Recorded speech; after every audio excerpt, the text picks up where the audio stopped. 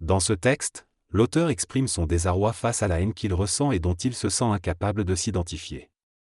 Malgré sa séparation d'avec cette haine, il constate que le sentiment persiste en lui, comme s'il en était imprégné. Il explique que ce sentiment est expérimenté par l'ego et qu'il peut persister dans le corps physique. Il souligne l'importance de ne pas s'identifier à ce sentiment, à ce qu'il a perçu. Il aborde également le fait de remettre en question l'astral et l'ego. Lorsqu'on découvre quelque chose de nouveau, il insiste sur le fait que la découverte de cette vérité ne marque pas la fin du chemin, mais plutôt le début d'une phase de vérification et de cellularisation. L'auteur fait également allusion à l'idée que certaines personnes peuvent se retrouver dans des sectes ou se laisser influencer par des individus qui prétendent les aider. Il conclut en disant que sa vision va au-delà de ses paroles et que son langage est limité. L'ego devient mental. Copiant le supramental, mais il ne peut rien faire de neuf car il est simplement mémoriel. L'ego a de l'orgueil et s'accrocher à son père est souvent utile. Dire que tout est relatif est un non-sens, car l'intelligence a la capacité d'englober tous les points de vue et est omniprésente. Dans la conscience humaine, tout est relatif, mais dans la conscience réelle de l'intelligence, la relativité s'estompe. Cependant, l'ego peut être coloré par la souffrance, ce qui est appelé souffrance mentale. Où est le mental manque d'informations, mais il y a des fusions et des négoïsations qui ne peuvent être comprises par l'ego. L'ego qui ne sait plus dormir tourne en boucle et ne peut pas s'en aller dans le monde de la mort, ce qui engendre une souffrance et une instabilité. La fusion de personnalités réincarnationnelles crée une plus grande stabilité mais l'ego conserve l'enregistrement mental de son expérience. L'auteur souligne la distinction entre l'intelligence et l'ego. Il affirme que nous ne sommes pas nos souvenirs, nos émotions, nos désirs ou nos peurs. Le désir est considéré comme une illusion totale et tous les autres mécanismes sont engendrés par lui. L'intelligence, quant à elle, est quelque chose que nous ne pouvons pas comprendre à travers l'ego. L'auteur soutient que l'intelligence nous amène à prendre des décisions et à agir de manière différente de l'ego, mais cela demande de devenir autre chose qu'un être humain animal. Il fait référence à la grenouille qui ne peut pas comprendre pourquoi nous avons roulé sur elle avec notre voiture. En fin de compte, l'auteur souligne que la transition vers l'intelligence nécessite un nettoyage, une cessation de l'identification à l'ego et une communication directe avec lui. Il semble que l'ego joue un rôle important dans la prise de décision et la compréhension de la réalité. L'auteur souligne l'importance de faire confiance à son intelligence, à son Dieu intérieur, plutôt que de se laisser influencer par son ego. Il affirme que prendre une décision est facile, mais que les humains ont tendance à souffrir, hésiter et méditer sur leur choix. Pour lui, il est plus important de déterminer qui on veut être plutôt que ce que l'on veut faire, car une fois cette détermination faite, les actions appropriées suivront naturellement. L'auteur encourage également à rire et à ne pas prendre la vie trop au sérieux. Prenez des décisions pour faciliter votre vie et définir ce que vous voulez être. Cela implique nécessairement une manipulation de votre réalité. Vous souhaitez être plus relax, mais vous ne pouvez pas y parvenir aussi souvent que vous le souhaiteriez. Cependant, à un certain moment, les circonstances de la vie vous pousseront à devenir plus relax, que vous le vouliez ou non. Si vous voulez devenir aristocrate, il y a des choses que vous devez faire, mais elles se mettront en place d'elles-mêmes. Si un événement correspond à ce que vous voulez devenir, saisissez cette opportunité. Parfois, ces choses ne se passent pas comme prévu, mais cela ne signifie pas que vous devez prendre une décision, certaines choses se feront d'elles-mêmes. Cependant, il peut y avoir des éléments qui vous échappent et que votre ego ne comprend pas. L'évolution ne se fait pas par la compréhension de l'ego, mais plutôt par le travail au niveau mental. Le mental fonctionne de manière logique, sans avoir besoin de comprendre toute la mécanique de la situation. Par exemple, dépolluer est logique, même si cela ne concerne pas votre ego ou l'opinion de Dieu.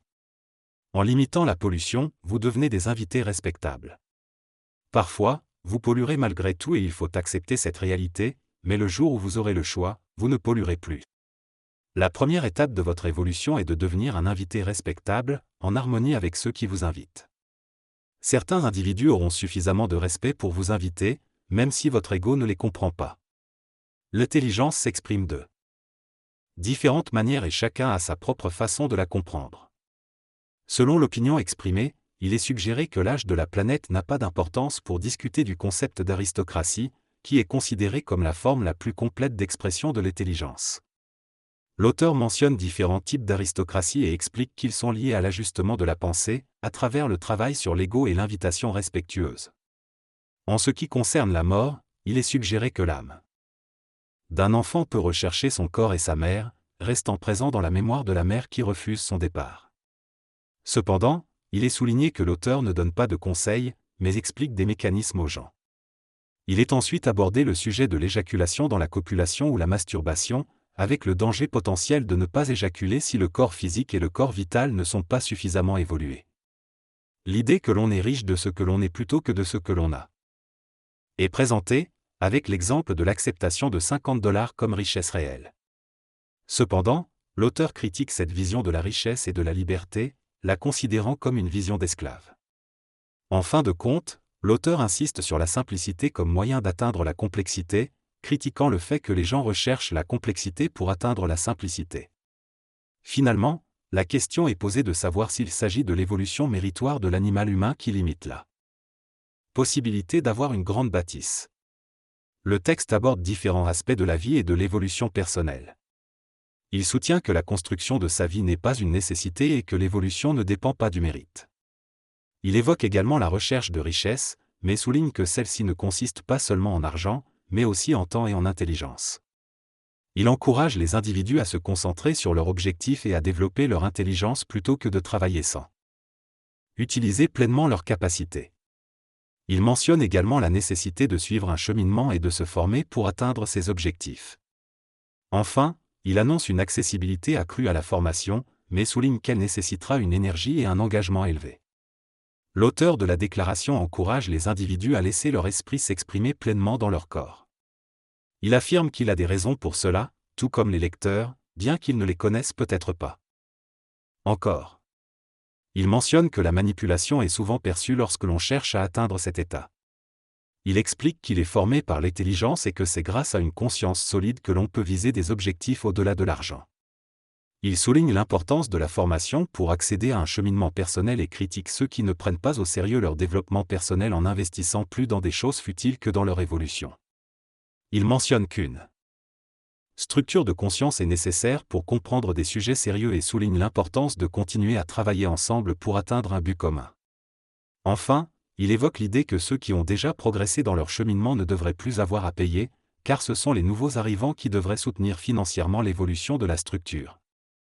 Le texte explique principalement que dans l'évolution, les individus deviennent de plus en plus syndicalisés et dépendants d'un salaire, ce qui les empêche de progresser spirituellement.